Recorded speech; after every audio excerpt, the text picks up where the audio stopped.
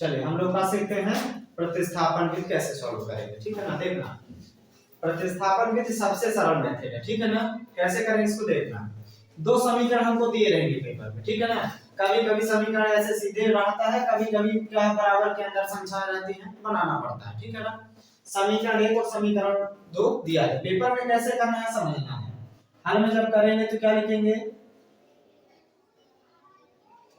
दिया गया समीकरण, दिया गया समीकरण क्या दिया गया समीकरण बताएं, x प्लस y बराबर 14 समीकरण नंबर 1 और x माइनस 4 बराबर कितना दिया है, x माइनस y बराबर 4 समीकरण नंबर 2।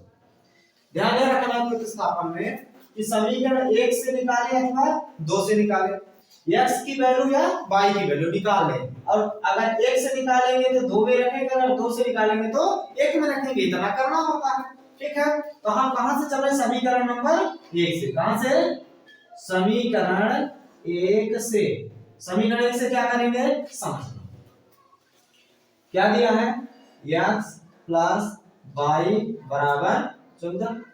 क्या करें, x की वैल्यू निकाल लें अथवा किसकी निकालें, y की, जिसकी बोले उसकी निकाल लें। तो x की निकालें, x की वैल्यू निकालेंगे तो x बराबर क्या हो जाएगा 14 और प्लस y इधर आएगा तो माइनस y समीकरण नंबर 3। जो भी वैल्यू आएगी x की उसको समीकरण कितना मान लेंगे 3, समीकरण 3 रख दिए। अब दिमाग में ये रखना है अपने को कि अगर हम समीकरण 1 से निकालेंगे तो समीकरण 2 में रखेंगे, समझ रहे बात को।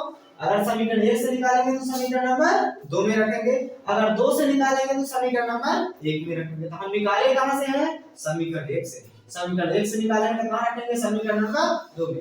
अगर हम इसकी वैल्यू फिर से समीकरण 1 में रख देंगे तो फिर समीकरण बन जाएगा हमारा।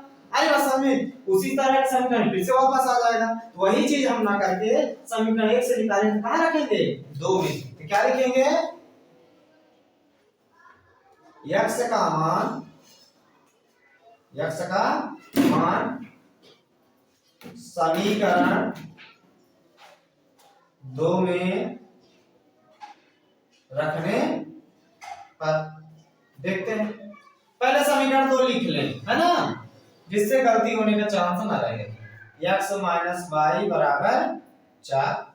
देखिए x के जगह पर कितना रखना है आपको, 14 माइनस y रखना। तो जहां x है उसके जगह पर रख दें 14 माइनस y, और ये माइनस y पहले से था, बराबर कितना हो जाएगा 4। इतनी बात समझ में आई। अब क्या करेंगे, 14 है, a माइनस y तो जब चिन्ह सेम रहता है संख्याएं क्या हो जाती हैं, जुड़ जाती हैं। तो y क्या हो जाएगा 2y, क्या हो जाएगा 2y, लेकिन चिन्ह किसका रहेगा, माइनस का। आप ये समझे, चिन्ह हमेशा बड़ी संख्या का होता है, यहाँ पर जब दोनों संख्याएं समान है तो क्या हो जाएगा, माइनस ही रहेगा, ठीक है।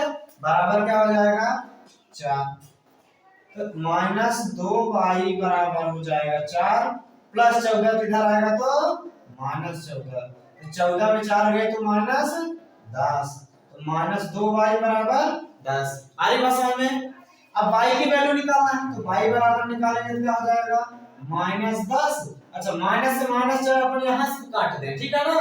अच्छा, डायरेक्ट लिख दें माइनस 10 बटे माइनस 2।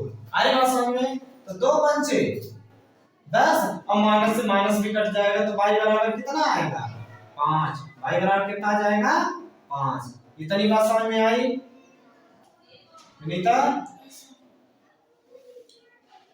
चलिए अब क्या करेंगे, इस y की वैल्यू उठा के कहां रखना है, समीकरण नंबर 3 में। अच्छा, y की वैल्यू चाहे समीकरण 1 में रखो, चाहे 2 में रखो, चाहे 3 में रखो, 1 2 3 कहीं भी रखेंगे तो x की वैल्यू। पेपर में क्या होता है, हम लोग ये सोचने लगते हैं कि x y की वैल्यू हम कहां रखें, है ना, x में रखें कि समीकरण 1 में रखें कि 2 में रखें कि 3 में रखें, इससे परेशान नहीं होना चाहिए जहां रखें। लेकिन समीकरण 3 क्या सरल होता है, क्या होता है सरल होता है, तो रख देंगे y की वैल्यू तो x की वैल्यू निकल आएगी। तो ज्यादातर वैल्यू हम कहां रखते हैं, समीकरण नंबर 3 में। तो क्या लिखेंगे, समीकरण 3 में y का मान रखने पर। जब रखेंगे तो क्या होगा, देखें x बराबर लिख लें 14। अब माइनस वाई है, क्या है माइनस वाई, इसको ऐसे लिख सकते हैं x बराबर 14 माइनस वाई बराबर कितना है 5। तो 14 में 5 गए कितना आएगा 9। अरे बस तभी लिख सकते हैं आता है, क्या लिख सकते हैं आता है x बराबर 9 एवं y बराबर 5। ये क्या हो जाएगा, कोई दिक्कत।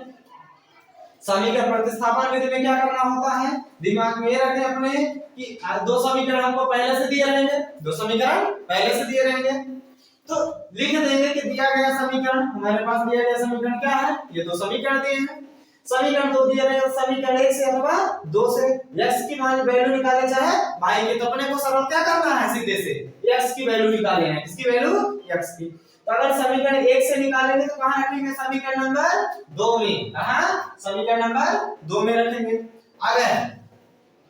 अगर हम 2 से निकालेंगे तो कहां रखेंगे 1 में। यार बात समझ में, अगर हम उसी से निकाल के समीकरण 1 से निकाल के और समीकरण 1 में ही रख देंगे तो वही वैल्यू फिर से प्राप्त हो जाएगी हमको। आई बात समझ में, तो अगर समीकरण 1 से निकालेंगे तो 2 में रखेंगे, अगर 2 से निकालेंगे तो 1 में रखेंगे। आई बात समझ में, बस यही है प्रतिस्थापन विधि। कोई भी क्वेश्चन हो अपन हम क्या करेंगे, प्रतिस्थापित करके वैल्यू को और सॉल्व कर लेंगे, कोई दिक्कत किसी को।